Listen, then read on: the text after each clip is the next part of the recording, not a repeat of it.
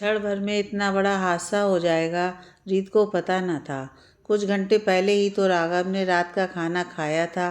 फिर वह बिस्तर पर ही पर्स और कागज कलम लेकर बैठ गया था। रीत जब कमरे में आई तो उसने राघव को काम में लगे देखकर कहा, सोना नहीं है क्या? उसकी बात सुनकर उसने रीत से कहा था कि वह और पीहू सो जाए, उसे कुछ हिसाब लिखना है, उसके बाद ही वह सोएगा। जब सवेरे सोकर उठी तो उसने राघव को जगाना चाहा, पर यह क्या, उसका तो शरीर ठंडा पड़ चुका था। राघव का लिखा हिसाब पर्स में अभी तक रखा हुआ था। कल ही तो वह अपनी तनख्वाह लेकर आया था। एक कागज़ में राशन का खर्च लिखा था और उसकी रकम अलग रखी हुई थी। दूसरे कागज़ में पीहू के स्कूल की फीस व अन्य खर्चे दर्ज थे और उनके लिए रुपए अलग रख दिए थे। राघव आखिरी प्लान बनाकर चला गया। उसने अपने खर्चों का, अपनी गाड़ी के पेट्रोल का और जेब खर्च का कोई हिसाब नहीं लिखा था। शायद उसे मालूम हो कि अब इसकी ज़रूरत नहीं पड़ने वाली। रीत ने राघव का सूटकेस खोला। उसमें रखा सारा सामान ज्यों का त्यों पड़ा था। एक एक चीज़ को राघव बड़े करीने से सजाकर रखता था। ऑफिस के कागजात रखने के लिए अलग ब्रीफकेस था। व्यक्तिगत चीज़ों का एक रजिस्टर था जिसमें वह खुद के और रीत के नाम निवेश, शेयरों, डिबेंचरों, म्यूचुअल फंडों, जीवन बीमा पॉलिसियों और बैंकों में सावधि जमा के खाते आदि दर्ज करता था। दफ्तर से आते ही वह ये रजिस्टर लेकर बैठ जाता था। कई बार रीत उसके इस काम से ऊब कर फटकार भी दिया करती थी। उसकी फटकार सुनकर वह बोलता, ये सब तो भविष्य के लिए हैं, मेरे लिए, तेरे लिए और इस छोटी पीहू के लिए। राघव को प्लान करने की आदत थी। बड़ी प्लानिंग, छोटी प्लानिंग और रोज़मर्रा की प्लानिंग, यानी प्लान करना उसकी ज़िंदगी थी। वह कहा भी करता था, रीत, बिना प्लानिंग के ज़िंदगी कुछ भी नहीं है। जितने दिन जियो अपने अनुसार जियो। ज़िंदगी बहुत छोटी होती है और कामों की श्रृंखला बहुत लंबी होती है। अपने सोचे हुए काम अगर पूरे नहीं हुए तो मन में मलाल रह जाता है। इसलिए कामों को चुनना है, जितने ज़रूरी लगें उतने ही पूरा करने की कोशिश करो, बाकी छोड़ो। वे तुम्हारे नहीं हैं, वे बस मोह है। इस मोह को त्यागना है और अपनी ज़िंदगी को अपने प्लान के हिसाब से जीना है। सचमुच तुमने मोह त्याग दिया राघव, अनायास रीत के मुख से निकला। तुमने प्लान किया मुझे अकेली छोड़ने का। बड़ा स्वार्थी तुम्हारा प्लान निकला। तुमने सिर्फ अपना प्लान किया, मेरी ज़िंदगी की भी प्लानिंग करके जाते। अपने पर्स को दफ्तर से आते ही राघव इसी सूटकेस में रख दिया करते थे। सूटकेस खोलते ही रीत को वह पर्स मिल गया। धीरे से रीत ने पर्स खोला।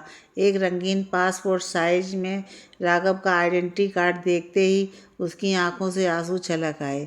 कहते हैं कि जीवन मरण प्रकृति के हाथ है, आदमी चाह कर भी कुछ नहीं कर सकता। रीत सोचने लगी कि प्रकृति की यह कितनी बड़ी बेईमानी है। उसकी शादी हुए मात्र 5 साल ही तो बीते हैं। एक स्वयंवर की तरह उसने राघव के गले में वरमाला डाली थी। स्त्री पुरुष का संबंध क्या इतना क्षणिक होता है? अभी उसने जिंदगी देखी ही क्या है? क्यों प्रकृति ने उसका सुख चैन छीन लिया? उसका कसूर ही क्या है? इस जन्म में तो नहीं, तो क्या सचमुच कुछ जन्म और भी लेने होते हैं? क्या किसी पूर्व जन्म का उसका किया कोई पाप? लोग तो यही कहते हैं। रीत के मम्मी पापा ने उसे समझाया, बेटी, पाप धर्म कुछ भी नहीं है। कौन कहता है कि तुम्हें किसी पाप का फल मिला है?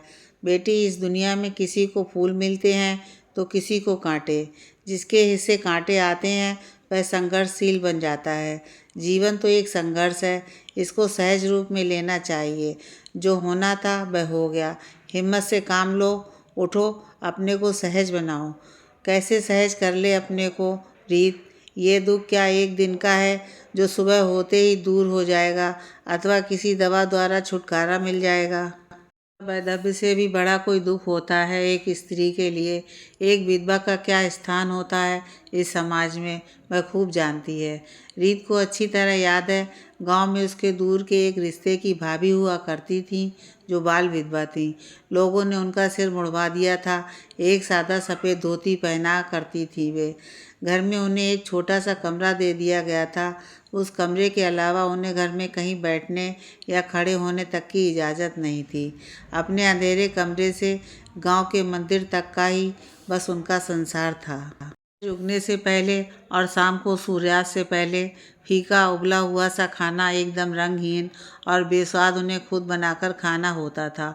और यदि किसी कारणवश वह अपना खाना ना बना पाईं तो फिर पूरा समय भूखे पेट ही काटना पड़ता था, क्योंकि उन्हें घर के रसोई घर से कुछ भी नहीं दिया जाता था। उन्हें किसी के साथ हंसी मजाक या बोलने की इजाज़त तो छोड़ो, किसी पुरुष की ओर तो देखना भी वर्जित था। कोई भी सुबह सुबह उनका चेहरा नहीं देखना चाहता था। यदि किसी ने गलती से देख भी लिया तो सब उन्हें पता नहीं क्या क्या कहकर जलील करने से पीछे नहीं हटते थे। किसी शुभ अवसर पर उनके कमरे से बाहर निकलने पर सख्त पाबंदी थी। शादी विवाह के शुभ अवसर पर उनकी उपस्थिति की मनाही थी। उनकी छाया तक से लोग दूर भागते थे। रीत भी अब एक विधवा है। पति के दाह संस्कार के दिन सास ने उसके हाथों की चूड़ियाँ तोड़कर पानी में फेंक दी थी। बिंदी और माथे का सिंदूर धुलवा दिया गया। कितना भयावह और दर्द भरा समय है ये उसके लिए। वह सुहागन नहीं रही। लोग अब उससे घृणा करेंगे। घर से और समाज से कटकर रह जाएगी वह। अब तो यही उसका हश्र है। क्या वह इस स्थिति को स्वीकार कर ले? नहीं, यह एक बुज़दिली होगी। वह नए जमाने की लड़की है। वह दुनिया का सामना करेगी। वह गांव की निरीह भाभी नहीं बनेगी। जिंदगी में एक हादसा ही नहीं आता, और भी आ सकते हैं, पहले से भी बड़े। तो क्या वह जिंदगी इसी तरह हारती रहेगी? नहीं, कदापि नहीं। रीत ने पर्स को मोड़कर ज्यों का त्यों रख दिया। अनायास ही उसका हाथ सूटकेस के पैकेट में चला गया। इस पैकेट में राघव द्वारा लाई लहठी, जो कि एक प्रकार की चूड़ी होती हैं, रखी थी, जो कुछ दिनों पहले ही वह रीत के लिए लाया था। लेकिन अब वह इन लहठियों का क्या करेगी? किसके लिए पहनेगी अब? कौन देखने वाला है इन्हें? किसके लिए इन्हें पहनकर सजेगी? जो चाव से लेकर आया था अब वही नहीं रहा। ये सब चीज़ें तो सुहागनों के लिए होती हैं ना।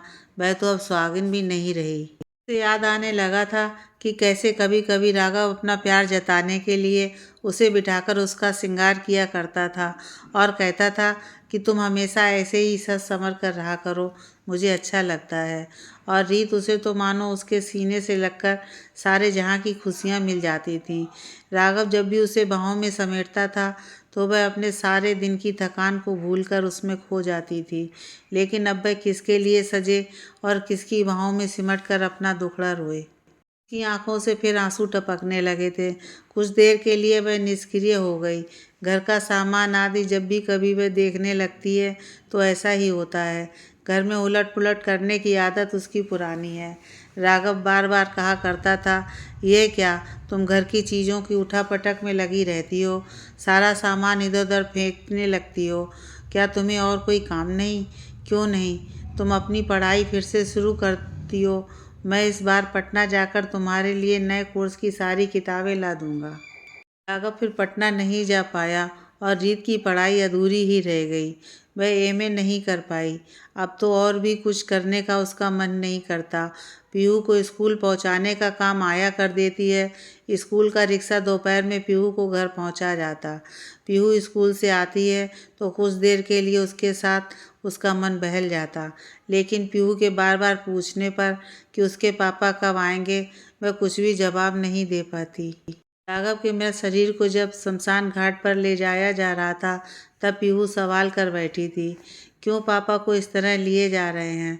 उत्तर में रीत बोली थी, तुम्हारे पापा की तबीयत रात से ही बहुत ख़राब है ना, उन्हें अस्पताल ले जाया जा रहा है, जल्दी ही वे अच्छे होकर वापस आ जाएंगे। तब तक तुम बाहर जाकर आराम से खेलो। 1 महीना गुजर गया लेकिन रीत पीहू के सवाल का जवाब नहीं दे पाई। पिछली शाम जब वह पीहू के साथ छत पर बैठी थी तब पीहू ने वही सवाल फिर किया था।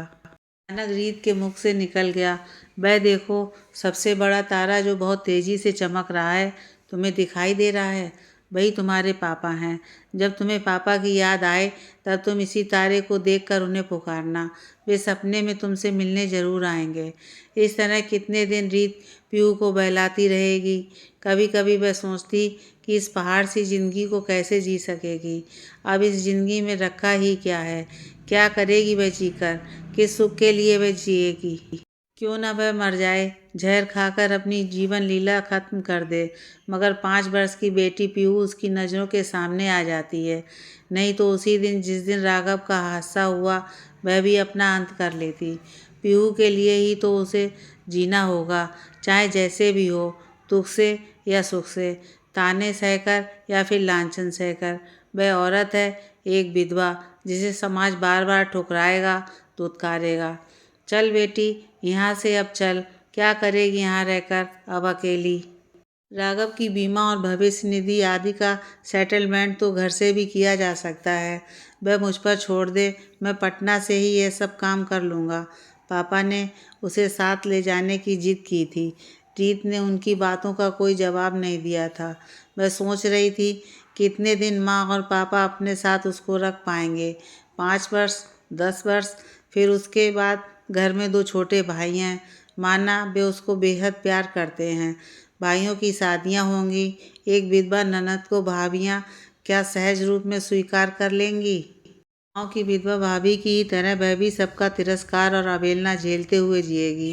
रीत की माँ ने भी उसको बहुत समझाया था कि तुम्हारे पापा ठीक ही कहते हैं बेटी, उनकी बातें मान ले और अपने घर चल। हम समझेंगे कि हमारी बेटी कुंवारी ही है, हम सब मिलकर संभाल लेंगे। हम अपनी दुलारी बेटी को पाल लेंगे। तुम अकेले यहाँ कैसे रह पाओगी? बहुत लंबा जीवन है, अकेले सब कुछ करना मुश्किल होगा। अपने पापा की बात मानकर साथ चलो। तुम्हारे भाई भाभी भी तुमसे कितना प्यार करते हैं, वे तुम्हें पलकों पर बिठाकर रखेंगे। माँ कहने को तो ये बात कह गईं, लेकिन वे खुद इस बात को समझती हैं कि उनके कथन में ज़रा भी सच्चाई नहीं है। कोई भी माँ अपनी बेटी को ज़िंदगी भर नहीं पाल सकती। उसकी ममता, उसका प्यार उसकी थोड़ी सी ज़िंदगी तक ही सीमित है। माँ बाप आखिर कब तक साथ निभा सकेंगे? आखिर उनकी भी तो उम्र हो गई है, और फिर अपना भार बेटों या बहुओं पर नहीं थोपा जा सकता है। उनकी भी अपनी ज़िंदगी है। और भाई उसकी आगे की जिम्मेदारी उठा भी लें तो क्या गारंटी है कि भाभियाँ भी बिना किसी ताने उल्हाने के उसे अपने पास रखने को तैयार हो जाएं। दूसरों के सहारे रहकर तो वो हर चीज़ के लिए मोहताज हो जाएगी। कैसे वह अपनी और अपनी बेटी की ज़रूरतों को पूरा कर सकेगी? कैसे वह उसके उज्जवल भविष्य दे पाएगी?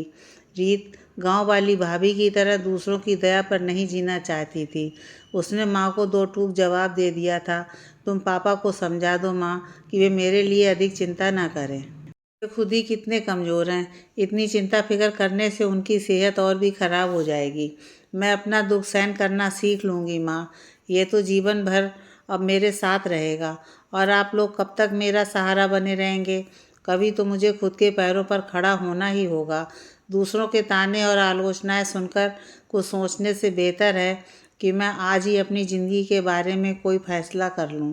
रीत का जवाब सुनकर माँ की आंखें छलछला उठीं, क्योंकि इस सच्चाई को तो वह भी नहीं झुठला सकती थी कि समय सदा एक सा नहीं रहता, वह हमेशा बदलता रहता है। फिर उन्होंने रीत के साथ चलने को नहीं कहा। रीत ने बिंदिया के पैकेट में से एक छोटी सी बिंदी निकाली और ड्रेसिंग टेबल के सामने खड़ी होकर अपने माथे पर लगा ली। कुछ देर के लिए उसे लगा कि जैसे उसने कोई पाप किया हो। फिर उसने अपने मन को समझाया, वह गांव वाली भाभी की तरह कभी नहीं बनेगी। ये बिंदिया तो राघव ने उसको बड़े प्यार से लाकर दी है, इस पर तो केवल उसी का अधिकार है। उसकी याद में वह इन्हें हमेशा अपने साथ रखेगी, चाहे लोग उसे कुछ भी कहें। ये कड़वे सच की तरह है, जिन्हें वह राघव के लिए ज़िंदगी भर संजोकर रखेगी। बिंदी वाले पैकेट को उसने फिर वापस रख दिया। अचानक उसकी नज़र राघव की कंपनी के प्रबंध निदेशक द्वारा भेजे गए उस लिफाफे पर पड़ी, जो एक दिन पहले ही उसे मिला था। लिफाफा खोलकर उसने पत्र निकाला और पढ़ने लगी। प्रबंध निदेशक ने लिखा था, राघव के असमय निधन से कंपनी के हम सभी लोग दुख से स्तब्ध रह गए हैं। आप पर क्या गुजरती होगी, इसे हम अच्छी तरह समझते हैं। हम आपसे अनुरोध करते हैं कि राघव की जगह लेकर आप कंपनी की सेवा में आ जाएं। आपका समय भी कट जाएगा और हमें खुशी होगी कि हम अपने पूर्व कर्मचारी के परिवार के लिए कुछ कर सके। रीत कुछ क्षण सोचती रही और फिर उसने फैसला ले लिया कि वह नौकरी ज़रूर ज्वाइन करेगी, बिना देर किए। उसने सूटकेस से साड़ी निकाली और ड्रेसिंग टेबल के सामने आकर खड़ी हो गई। साउथ सिल्क की साड़ी में वह खूबसूरत दिख रही थी। जैसे ही उसने माथे पर बिंदी लगाई, उसे लगा कि जैसे गहरे अंधेरे के बाद उजाला हो गया हो। राघव का दफ्तर वाला बैग उसने अपने हाथ में उठाया और माँ को कहा, माँ, पापा से कह देना मैं उनके साथ नहीं जा सकती। मैंने अपना रास्ता चुन लिया है। मैं राघव की कंपनी ज्वाइन कर रही हूँ। माँ रीत को एकटक देखती रहीं, उसके माथे की बिंदी और चेहरे के तेज भाव को। रीत का वह एक दूसरा ही रूप था जिसे देखकर माँ के मन में कौतूहल के साथ एक अज्ञात भय पैदा हो गया। पता नहीं ये लड़की क्या करेगी। घर बाहर किस प्रकार रहना चाहिए इसे मालूम नहीं। कुदरत ने उसके शानो शौकत, खान पान, रहन सहन और सामान ढंग से जीने का हक छीन लिया है। क्या वह नहीं जानती? कुदरत ने ही उसके साथ खिलवाड़ किया है और उससे सब कुछ छीन लिया। तब सच को छिपाने से क्या फ़ायदा? अपने धर्म और परिवार का ख्याल तो उसे रखना ही पड़ेगा। अब वह पहले की तरह सच संवर कर नहीं रह सकती। आने दो, आज समझाऊंगी मैं उसे एक विधवा को कैसे रहना है और कैसे जीवन जीना है। शाम को रीत जैसे ही अपने दफ्तर से घर लौटी, माँ ने उसे अपने पास बैठा लिया। रीत बहुत खुश थी। माँ से उसने कहा कि दफ्तर का माहौल उसके अनुकूल है। एमडी से लेकर जीएम, अन्य अधिकारी तथा स्टाफ के सभी सदस्यों से उसको आदर मिला। राघव कंपनी में एजीएम के पद पर था, वही जगह रीत को भी मिली। दफ्तर में एजीएम का एक और पद है जिस पर फिलहाल मुंबई से मुकेश ने ज्वाइन किया है। मुकेश और राघव ने एक ही दिन कोलकाता में कंपनी में ज्वाइन किया था। इससे कोलकाता में ही रीत की मुलाकात हुई थी। एक बार राघव ने अपने घर उसे खाने पर बुलाया था, फिर उसका ट्रांसफ़र मुंबई हो गया। आज दफ्तर में उससे भेंट होने पर पुरानी याद ताज़ा हो गई। उसने राघव की मृत्यु पर काफ़ी अफसोस प्रकट करते हुए कहा, भाभी, आप इस दफ्तर में आ गईं, यह आपने बहुत अच्छा किया। ये सब तो ठीक है बेटी, कंपनी ज्वाइन कर ली, मैंने मना नहीं कर रही, लेकिन तुम इस तरह मत रहो। तुम्हें रंगीन कपड़े, बिंदी छोड़कर सादे ढंग से जीना है। हमारे समाज में एक विधवा औरत रंगीन कपड़े पहने, कोई शौक करे, ऐसी इजाज़त नहीं है। और मैं ये बिल्कुल नहीं चाहती कि लोगों को तुम्हारे विषय में चर्चा करने का कोई भी अवसर मिले। इसलिए आज के बाद तुम एकदम साधारण तरीके से रहोगी। बिंदी, काजल और लिपस्टिक का जरा भी इस्तेमाल नहीं करोगी। माँ ने जैसे अपना हुक्म जारी कर दिया। माँ, ऐसा मत कहो, मैं एक विधवा की तरह नहीं जी सकती। मेरा दम घुट जाएगा, मेरी पीहू मर जाएगी। मुझे इन खोखले बंधनों से उबरने दो। माँ, मैं अपनी ज़िंदगी को अपनी बेटी के साथ भरपूर जीना चाहती हूँ। मुझसे जीने का हक मत छीनो माँ। मुझे बल दो माँ कि मैं इन बुरी रीति रिवाजों का खुलकर सामना कर सकूँ और खुलकर हंसी खुशी के साथ अपना जीवन जी सकूँ। राघव मुझे छोड़कर चला गया है, इसमें मेरी क्या गलती है? और वह ये तो कहकर नहीं गया कि मुझसे खुलकर जीने का अधिकार ही छीन लिया जाए। मैं जीवित हूँ माँ, और मरी नहीं हूँ। मैं अधिकार के साथ खुलकर हंसी खुशी अपना शेष जीवन जीना चाहती हूँ। रीत ने अपना साहस दिखाया। ये कैसे होगा बेटा? मैं मान भी जाऊँ, लेकिन तुम्हारे पापा वो जरा भी नहीं मानेंगे। हमारा धर्म, ये समाज हमें सुख चैन से नहीं रहने देगा। उसकी चिंता तुम मत करो माँ, हमें ढंग से जीने का पूरा अधिकार है। जो धर्म हमें अपने पद से डिगा दे, उसे हम नहीं मानते। और ये समाज जो खुद कुरीतियों के दलदल में फंसा हुआ है, उसकी हम क्यों सुनेंगे? हम जैसा चाहेंगे समाज वैसा ही बनेगा। माँ ने फिर कुछ जवाब नहीं दिया। शायद रीत की बातों का उन पर अनुकूल असर हुआ। समझने लगी कि ज़माना अब बदल गया है। नए विचारों का साथ देने में ही अब भलाई है। वक्त के साथ पुराने पत्ते झड़ते गए और उसकी जगह नए पत्ते मुस्कुराने लगे। रीत के भीतर भी नई नई कोपलें उगाईं। दफ्तर में रीत का मन लगने लगा। वहाँ काम करने वाले सभी कर्मचारियों से उसकी दोस्ती बढ़ती गई, खासकर मुकेश से। एक दिन मुकेश को उसने अपने घर बुलाकर माँ से भी मिलवाया। माँ ने उत्सुकतावश उससे पूछा कि वह कहाँ का रहने वाला है, उसके घर और कौन कौन है तथा वह किस बिरादरी का है। मुकेश ने स्पष्ट शब्दों में माँ को समझाया था कि वह रांची के आदिवासी परिवार से है। उसके घर में माता पिता और शादीशुदा 2 बहनें हैं। वैसे हम खाँटी हिंदू हैं, लेकिन किसी दकियानूसी धर्म या नीति से बंधे नहीं हैं। हमारा परिवार एक उन्मुक्त परिवार है, उसमें दुनिया की सभी जातियाँ और धर्म समाहित है। इंसानियत ही हमारी जाति है और वही हमारा धर्म है। बेटा, ये सुनने में अच्छा लगता है, लेकिन हमारा समाज और धर्म इसकी इजाज़त नहीं देते। हम इनसे बंधे हैं, अपने मन से कुछ नहीं कर सकते। माँ जी, आप लोगों को कुछ नहीं करना, करने वाले तो हम लोग हैं ही। आप बुजुर्ग लोग बस स्वीकारते जाइए, समाज और धर्म में बदलाव अपने आप आ जाएगा। तुम ठीक कह रहे हो बेटा। माँ जी, आपने स्वीकार कर लिया, फिलहाल बस इतना ही काफ़ी है। मुकेश बोलकर जैसे निश्चिंत हो गया। मुकेश और रीत के बीच दोस्ती गहराती जा रही थी। एक दिन आखिर मुकेश ने हिम्मत करके रीत के सामने शादी का प्रस्ताव रख ही दिया। इस पर रीत ने कहा कि मैं अकेली नहीं हूँ, मेरे साथ मेरी 5 वर्ष की बेटी पीहू भी है। मुकेश, क्या तुम उसे भी स्वीकार करोगे? ऐसा क्यों बोलती हो? पीहू तुम्हारी बेटी है तो वह मेरी बेटी भी है। हमारे लिए एक बच्चा काफ़ी है, अब और की हमें क्या ज़रूरत है? मुझ जैसी एक बच्ची की माँ और विधवा औरत से तुम शादी के लिए तैयार हो गए मुकेश, यह तुम्हारा बड़प्पन है। अरे, तुम्हारी तुलना से मेरा बड़प्पन कोई अर्थ नहीं रखता।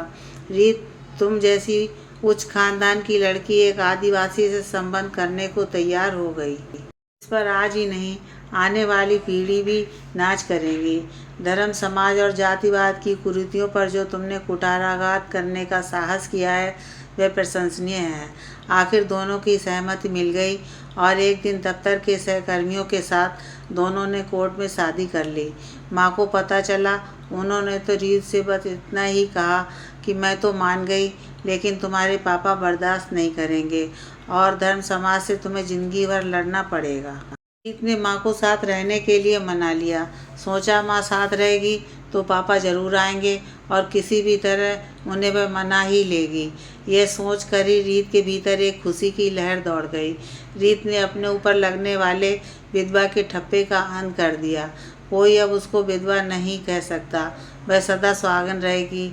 अब उसकी ओर कोई उंगली नहीं उठा सकेगा।